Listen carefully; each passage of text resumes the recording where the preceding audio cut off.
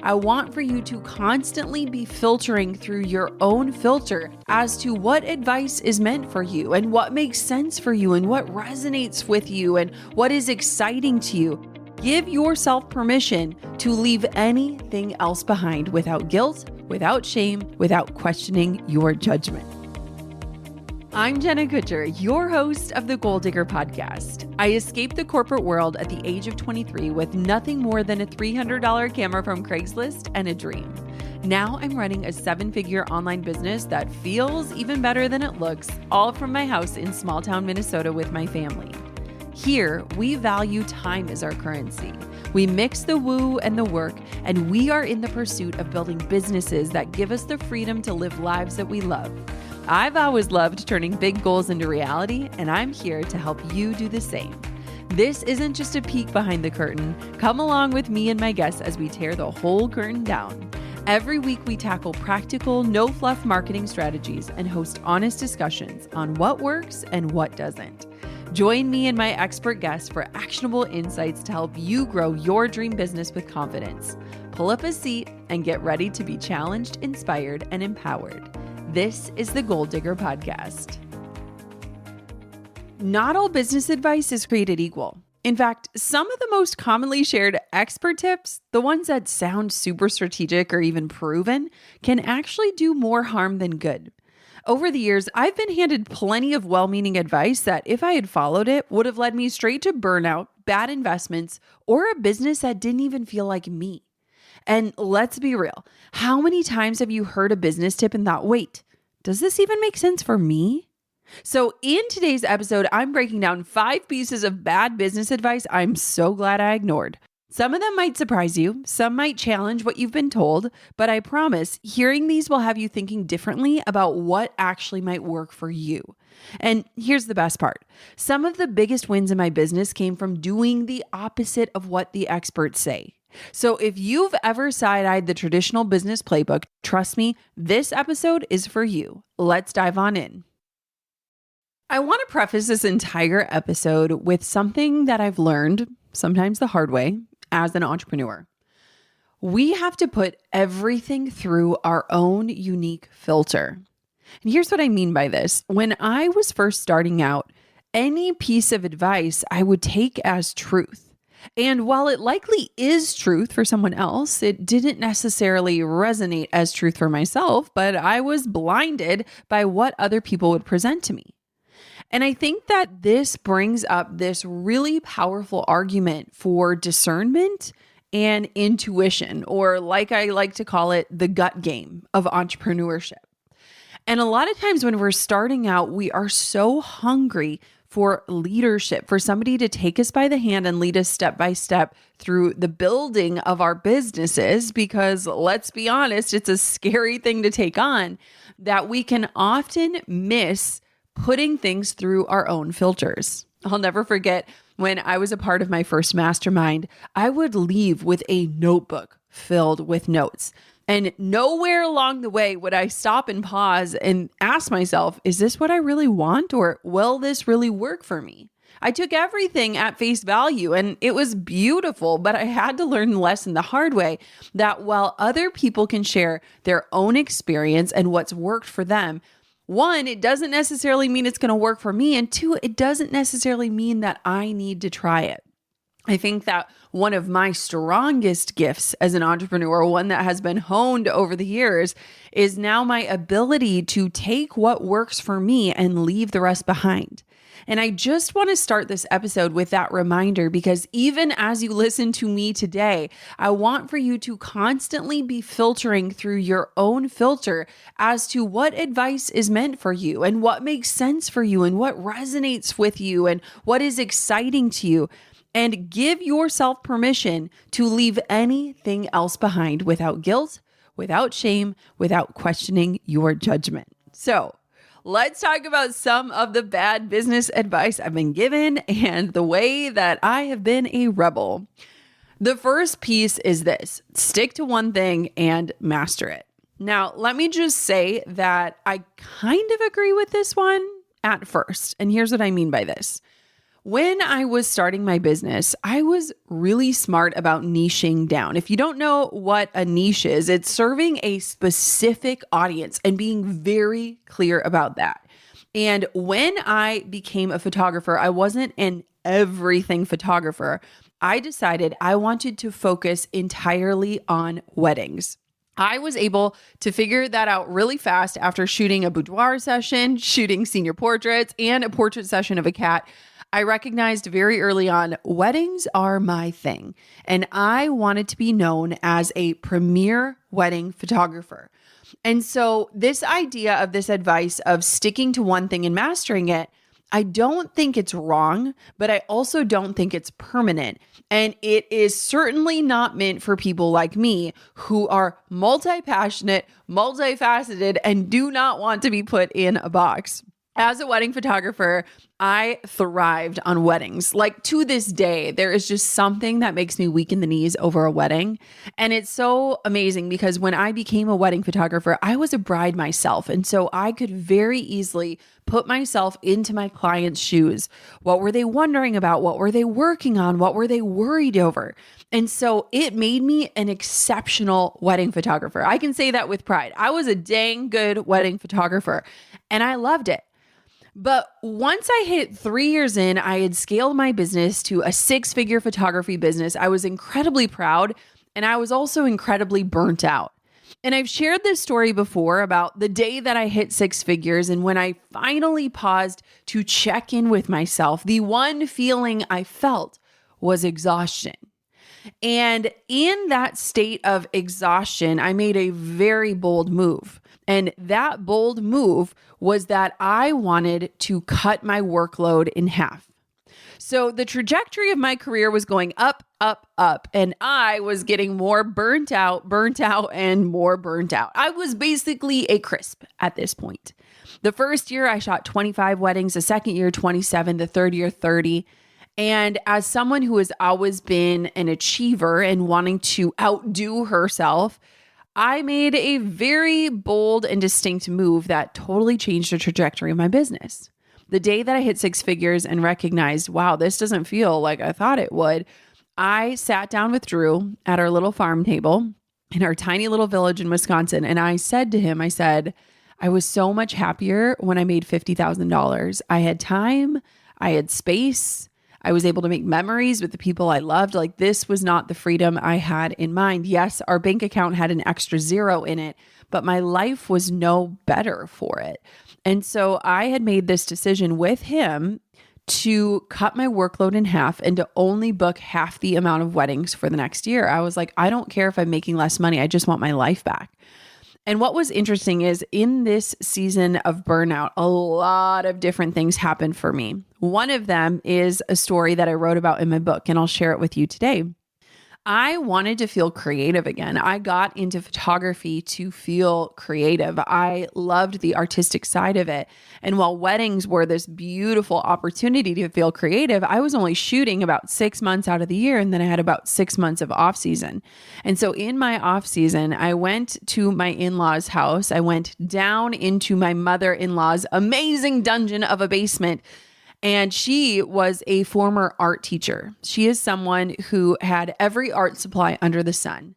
And I asked her, can I steal some watercolor supplies? I grabbed paintbrushes and paint. And I said, I want to challenge myself just for the fun of it, to be creative again, to sit down every single day at my little farm table for 20 minutes a day and just to paint. I want to pull myself away from screens and marketing and strategies. And I just want to be free to be creative. And slowly but surely, I sat down and I started painting, and I loved it. And then I started to let the internet in on this off-season project that I was taking on. And slowly people started to ask, can I buy that? I want that print. How can I get that? And so when I started it as a creative passion project, it quickly turned into a business idea of like, wait, is this really a thing? I signed up with a drop shipper and I started scanning my prints in, and I started this little watercolor print shop. And to my surprise, it took off. Shortly after I launched it, it started to pay my mortgage, which was a really big deal at the time. And I started to see like, wait a minute, like I don't have to just do one thing. I have done that and mastered it, but I want to do more. Just because you start with one thing doesn't mean you're stuck there forever. And I think for a lot of us, we have a really hard time with this piece of advice because we can't imagine ourselves doing this same thing 5 years from now, 10 years from now, and never changing. Like, I welcome the evolution of who I am and what I do into my life and business every single day. It's part of what makes me love being alive and on this journey. It's 2025, and we all know how loud the B2B marketing space has gotten. It's not just enough to run ads. You need to make sure that they're actually reaching the right people. That's why I love LinkedIn ads. You're not just throwing your message out and hoping it sticks. You can get super specific, targeting by job title, industry, or even the exact company you want to work with. There are over 130 million decision makers and 10 million C-level execs on LinkedIn. These are the people who can actually say yes to your offer. And it's not just who you reach, it's the results you get. In the tech industry, LinkedIn ads delivered up to 5 times the return on ad spend compared to other platforms. I mean, 79% of B2B content marketers say LinkedIn gives them the best paid media results. So if you're ready to cut through the noise and get your ads in front of the people who matter, LinkedIn ads is the way to go. Start converting your B2B audience into high quality leads today. We'll even give you a $100 credit on your next campaign. Go to linkedin.com/goal to claim your credit. That's linkedin.com/goal. Terms and conditions apply. LinkedIn, the place to be to be. I bet you didn't start your business to spend your days stressing over things like payroll. Like, I've been there before, tax deadlines creeping up, wondering if I filled out something wrong. It is not fun. That's why you've got to try Gusto. Gusto is the all-in-one platform that takes care of payroll, benefits, and HR so that you can actually focus on your business. Whether you're paying W-2s or 1099s, Gusto makes it simple. You can even offer health insurance and 401k options that work for nearly any budget. Gusto automatically files and pays all of your taxes across federal, state, and local levels, so you don't have to cross your fingers and hope that you got it right. Plus, their support team is made up of confident, certified HR experts, so help is always there when you need it. Over 400,000 businesses, including mine, trust Gusto because it's just easy. You set it, forget it, and get back to doing what you love. If you've been putting off getting this part of your business figured out, Gusto's got you. Right now, they're offering 3 months free when you run your first payroll. Head to gusto.com/goaldigger to get started. That's gusto.com/goaldigger. So here's what I've learned when it comes to this piece of advice. I think there is some well-intentionedness inside of it. I do think it is right to a point, but what I think we should think about is mastering one thing first gives you the foundation and the learning and the experience to expand later. You do not have to box yourself into one identity forever. When you're solid in one space, you then earn the ability and time to explore. So start with one thing, get really good at it, create systems around it, make it work well. And then as you start to free up your time, feel free to explore something different, whether it becomes a business or just a passion or hobby. There's some interesting research that Seth Godin did in Purple Cow, and it emphasizes that being remarkable often means doing things differently, not just specializing in one thing. And I think that we can all learn so much from experimenting and trying different things. And so for me, I've adopted that idea in my business. And I've done a lot of different things over the years, from online courses to running this podcast, to writing a book, to speaking on stages. I don't just want to do one thing. That feels way too boring for me, but I do believe that starting with the foundation of one thing and mastering it helped me to be able to expand in a way that made sense and that gave me the foundation to do so. So that's the first piece of advice. Okay. The second piece of bad advice is you have to be everywhere all of the time, especially on social media. I feel like I see this idea of you have to be omnipresent, meaning you have to be everywhere to catch your audience's attention. And I am so sorry, I do not subscribe to that at all. I have never believed this one. This idea of being omnipresent and that's the only way that you can get people's attention, no stinking way. To me, that is just screaming into the void. And frankly, it's being annoying.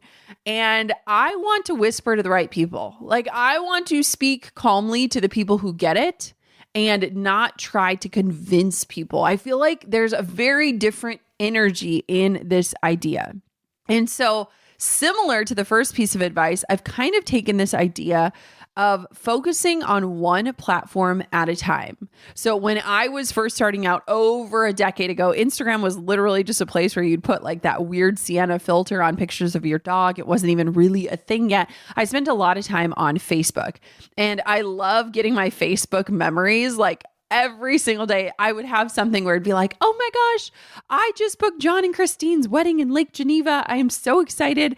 I would post like, here's a new blog post. Oh, I got a new lens for my camera. Like, I was my own publicist, and I did a dang good job of that in those early days. And my Facebook memories love to remind me of that. But I created kind of a system where I was able to show up consistently, build an audience there. And then once I had a rhythm, I started figuring out, okay, how can I repurpose content elsewhere? How can I do this in a smarter way where I'm not constantly on the hamster wheel of creation, but I'm thinking through this strategically? And so now to this day, I'm still not everywhere. It was funny. Yesterday, I was on a call and someone on my team was like, what about YouTube? And I was like, we tried that. It just wasn't for me. And I'm just not willing. That's not really a place that I want to be. And it might be a place that you love being, but I have had to realize like I need to let go of that lie, that belief, that bad business advice of like, you have to be everywhere all of the time, because not only is that exhausting and you feel like you're literally feeding the beast, but I don't think it's sustainable. And I just also don't think that it is the best way to do it. There's a good chance that your people, the people that you are trying to reach, are in a few places at most. And so really figuring out, okay, how can I just commit to showing up consistently and getting results?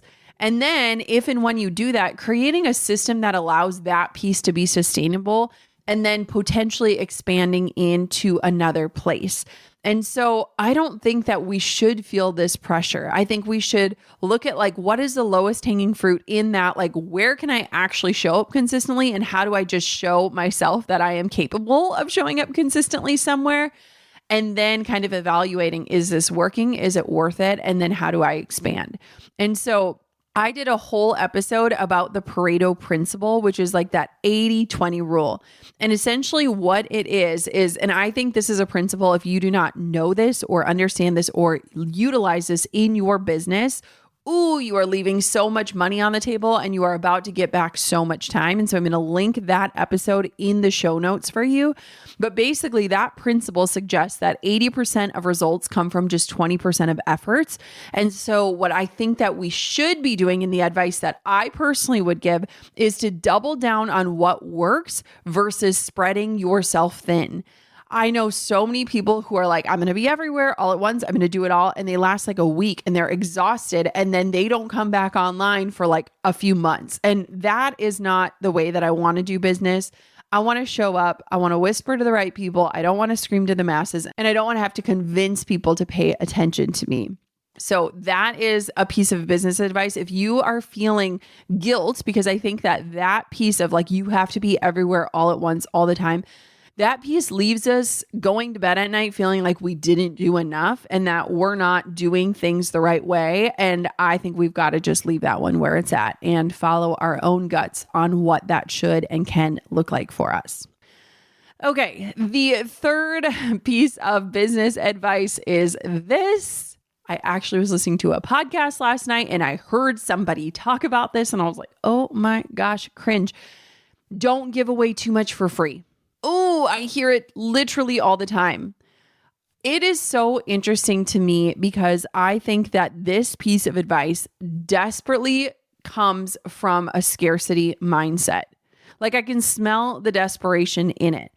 And what's so interesting to me is my entire business is based around the idea of getting you results for free. Like I love to get you results for free. That is like where my heart and soul lies. That is the impact I want to make. Whether you ever spend a penny on any of my offers or not, I want to get you real results.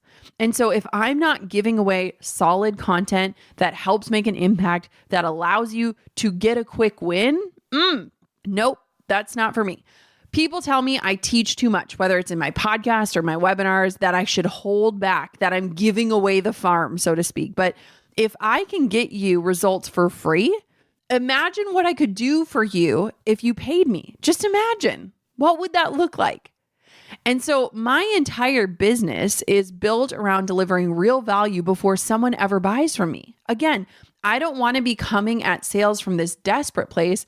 I want my sales to be earned, and I want people to be excited to be purchasing from me. I don't want people to only get results if they purchase from me. I want them to experience success regardless. And honestly, I think that's why my business has grown the way it has. And I think that's why I've been successful, is like, I am not coveting every best strategy. I am not holding everything close to the chest.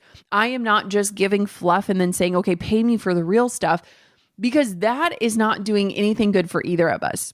Quick story, but I was out to coffee with my mom the other day, and we were sitting in one of our favorite local coffee shops, 190. And this beautiful blonde girl and her daughter stopped by, and she just really gently stopped in and she just said, I just need to tell you how much your work makes a difference. And I was so grateful that she stopped, and I sat and chatted with her daughter.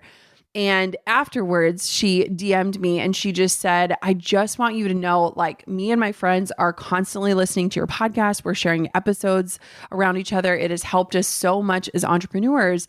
And Amanda, if you're listening to this episode, it just means a lot to me. Like, this is why I do what I do. I might not be the right educator for everyone, and that's okay. But I want to put out real actionable content that doesn't just give you information, but leads you to implementation so that you can get real results. Because at the end of the day, your success is my success. And so what I've learned by not listening to this advice is that generosity, in my opinion, builds trust. When you can actually help people before they buy, you are proving that your paid offers will take them even further. I believe this in the core of my being. And I just feel like when there is generosity in the way that you show up, generosity in your life, generosity in your marketing, people will follow you and they will buy from you because they trust you. And so everything I create is like, how can I get somebody a quick win for free without having to put down a single penny? And that's how I want to create. And that's how I want to show up and serve the world. So if you are someone who is afraid of giving away too much for free, I would argue that that's not really a thing. And at the end of the day, as long as you're not giving away your entire step-by-step system or whatever that is, you are giving people pieces of it where they could get a result from that. But when you have them purchase the entire system, oh my gosh, the results are astounding. And so you can still give people amazing value for free. And that is something I will stand by till the day I die. Okay, number 4 piece of bad business advice is you need to work 24/7 to be successful. Oh my Lord. I saw this Instagram post the other day. I was actually so pleasantly surprised by the comment section on it. You know, when you like click to the comments and you're like, do people actually agree with this? And it was put up by a male entrepreneur who's incredibly successful in terms of finances, at least. And it was something about like committing your life for the next 5 years, like no vacations, no time off, like no going to weddings. Like, I mean, it was like all the way down to like no intimacy, basically. Like that is how you will be successful. And I was like reading it and I was like, oh my gosh, we are missing the point. And thankfully, the comment section both surprised and delighted me of people saying, that is not success to me. Like that is not worth it. Like good for you that worked for you. But like this hustle culture is terrifying. And I am someone, and here's what I'll say about this. There is a time and place for hustling. I totally believe that. And I feel like there's been this really interesting shift over recent years of people who have hustled in the past where they're like, no, peace and ease. That's all I want. And I love that. But I believe that Hustle is often required to get the dream off the ground, but my argument here is if hustle is the only way you can sustain the dream, then I would argue that that is not the dream. And so I am not anti-hustle culture. I'm anti-hustling being the only way to make it work, okay? Because there are times where I sprint in my business, right? Like that is a sprint. It is short-lived. It is something where I'm willing to commit to. But I know on the other side of the sprint comes rest. And so this idea of like you need to work 24/7 to be successful is not success in my opinion. It's just not. This year, my therapist told me something that completely changed the way that I look at business. And she said that on every spreadsheet where we are tracking numbers and profit, we should also be tracking ease and joy. Like, how was the effort that was required to get that result? And did you enjoy it? Because success to me isn't just about numbers, it's how the journey feels. And I've, again, learned this the hard way. Like the day when I hit six figures, I like thought that like the sky was going to open and like gold cellophane balloons were going to show up at my door and my life would suddenly feel entirely different. And as I stood there in the shower using the same shampoo that I used the day before, I recognized that like, wait, this doesn't feel good to me. And getting here wasn't all that fun. And so I want the journey to also be enjoyable because at the end of the day, hitting those milestones is like one day on a calendar where the journey is months and years. And so for me, over the years, I've definitely hit different types of burnout in different ways. And every single time I've had to check in with myself and make changes to protect myself from it. And so now the business that I have today does not subscribe to that you need to work 24/7 to be successful. I have basically designed my business to prevent burnout as best as I possibly can. So we don't launch anything in the summer. We take really light summers because guess what? My kids are home and I want to be with them and I only get a few summers with them, right? We do 4-day work weeks. We have super strict boundaries around Slack and business hours. We don't use our cell phones like texting or calling for work unless we have permission that somebody's available for it. Like I have just built a very beautiful culture that allows me to, one, not work 24/7 because that can be my tendency. So I need to protect myself from that, but also like creating an environment that allows me to thrive. Like what kind of environment do I want as a business owner, as a mom, as a wife? And then I built that not just for me, but also for my team too. And so do not subscribe to this idea of you need to work 24/7 to be successful. And I feel like anyone who has been through a big life change where like your time evaporates, for me becoming a mom was that. I recognize like, wow, my projects expand the amount of time I give them. And so if I have a project and I have 2 hours to get it done, wow, suddenly I am like guns blazing moving towards it. If I give it 10 hours, guess what? It's going to take me all 10 hours. And so figuring out different ways to work smarter, not harder, and to really understand the different stages of a business where sprinting is necessary and then resting and ease comes after it. Winter is finally loosening its grip, but our skin is feeling the effects. Dry, tight, flaky. It's the worst. As the seasons shift, so should our skincare, and that's why I'm obsessed with Osea's TikTok famous Underia Algae Body Butter. This isn't just any moisturizer. It is rich and deeply nourishing, but it melts in instantly. I'm talking no greasy residue, just soft and happy skin. And the scent of it, it is a bright, refreshing blend of grapefruit, lime, and mandarin. Pro tip, I keep my Osea body butter right next to our shower. As soon as I dry off, I slather it on to lock in the moisture and my skin stays soft all day. I've even caught Drew sneaking some. Osea uses powerhouse ingredients like Underia seaweed and ceramides, the kind of things that are usually reserved for high-end facial products because your skin deserves that level of TLC. Treat yourself to clean, clinically tested skincare from Osea. And right now we have a special discount just for our listeners. Get 10% off your first order site-wide using the code GOLDDIGGER at OseaMalibu.com.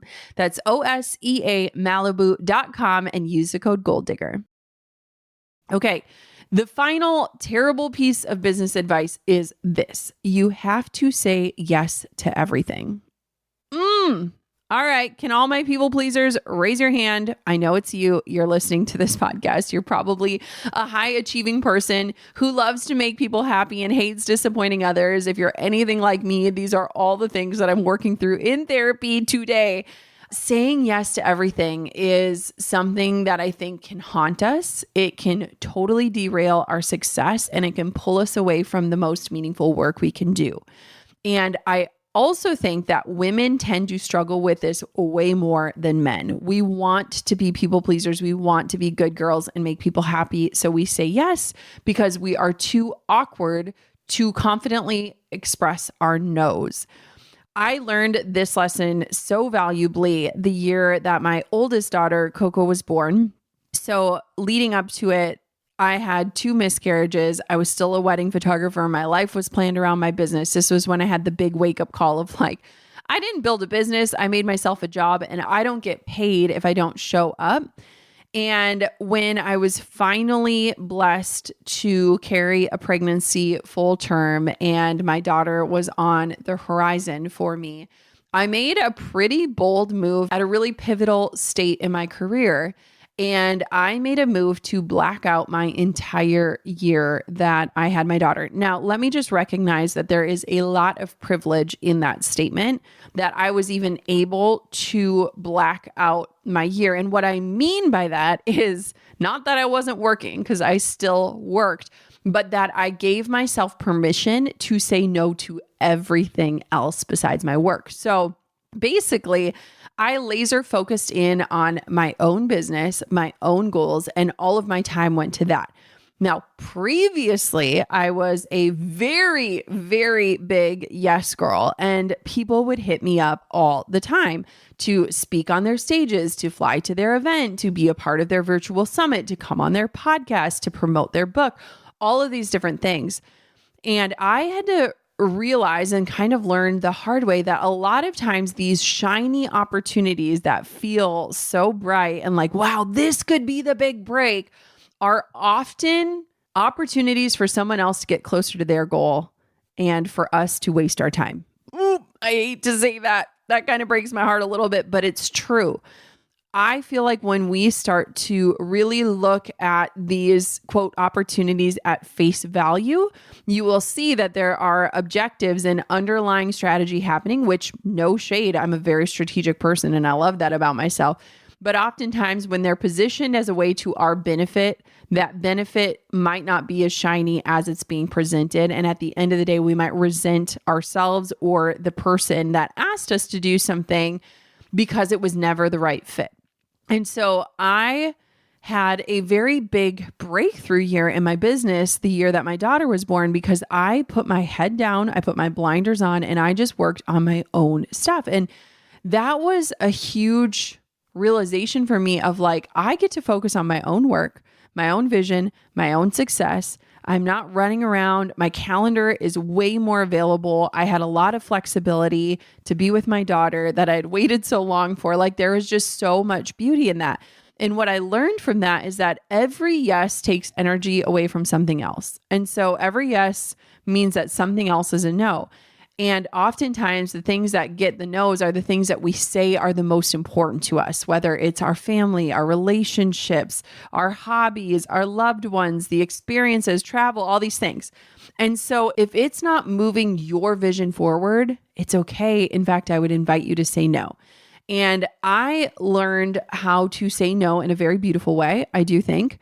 And that year, what I basically did was I created a template for me to say no in a way that allowed me to say no firmly, but also express that like, hey, my no is not a no to you or your idea. It's not a reflection of how I feel about any of that. My no for whatever your request is helping me to say yes to my daughter and my family and my own business in this time. And I just want you to know I have no ill will or hard feelings, or my no doesn't mean that I don't believe in your work. It just is a reflection of my values and me living them out.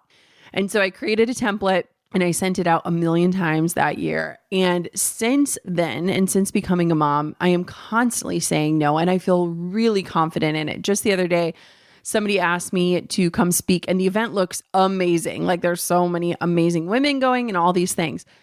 But I realized that they didn't have a budget for me to go there. And I just responded and said, I really have to weigh this out, because being away from my children doesn't just cost me money, it costs me time, and time is my currency. And so in this stage of life, it's incredibly hard for me to commit to being away from them, especially for something that isn't paid. And what's interesting about saying no is that if you do it in a specific way, and a way that just expresses your own values and the yes that you're giving yourself, I think it also invites other women to bring in their own values and boundaries to the discussion as they are making decisions. So that is a piece of advice that I love. And I think that part of why it can be really hard for us to adopt, and I'll speak for myself on this one, is that a lot of times we have been sold this lie. Like if you look at any good sitcom or rom-com or any chick flick, it's like, we have been sold this lie that like someone else is going to give us our big break, and we need to say yes to everything, because who knows, it could be the big break. And so we've got to say yes to it so that we don't miss this big opportunity. And I think that when we go through life living that way, it keeps us overextending ourselves in so many ways. And we're also believing this lie that someone else has to give us our big break, and not that we can create it ourselves. And so I really learned so much in becoming a mom and saying no to everything, that like, I believe that I can create momentum at any time. I believe that I can hit the brakes and remember where the gas pedal is. I believe that slowing down is also successful. And I just really had to reevaluate all of those. So I'm so glad I didn't take that business advice, and that I've left it behind, and I'm not going back. All right, there you have it. 5 pieces of bad business advice I'm so glad I didn't take. And if there's one thing I hope you take away from this episode, it is that there is no one size fits all approach to business. Just because something is popular advice doesn't mean it's the right fit for you. And so this is where you come into play, of trusting yourself, of being okay with questioning the playbook, and not being afraid to carve out your own path to success. Now, if this episode resonated with you and there is someone you think could benefit from this episode, please take a minute to share it with them. I think at the end of the day, all I want you to know is that your gut game, your intuition, and your discernment are things that must be on this journey with you, and that it is okay to listen to everything through your own filter. In fact, I invite you to do that every time you tune into this podcast. Thank you so much for listening to this episode of Goal Digger. Of course, until next time, keep on digging your biggest goals, and take a quick second to send this to someone who could benefit from it. I'd love for you guys to discuss some of the bad advice you've taken and some of the ways that you've learned to use your discernment to reach your biggest goals. Thanks for pulling up a seat for another episode of the Goal Digger podcast. I hope today's episode fueled you with inspiration, gave you information that you can turn into action, and realigned you with your true north in life and business.